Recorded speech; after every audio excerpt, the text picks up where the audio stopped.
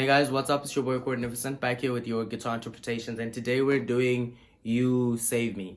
Okay, it's a very easy song because we're using one chord without a capo. The chord is B minor. Okay, if you don't know how to hold the chord, it's basically an A minor on your second fret. So you're holding it on frets 3 and 4, and then you bar the second fret, okay? And your bass is the 5th string, okay? So we're just playing this, and then we cycle it, we slide it a fret up, and then a fret up again, okay? So fret number 2, 2, 3, 4, 4, 3, 2, 2, 3, 4.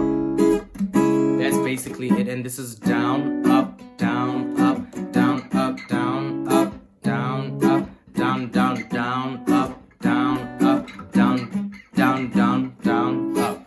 That's my strumming pattern.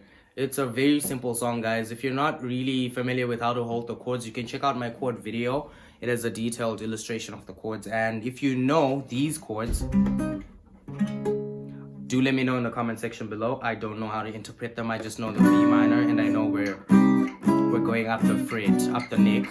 So if you know the names of the chords, please let me know in the comment section below. Otherwise, do subscribe to the channel for more content like this. Leave a like and share the video if it helped you.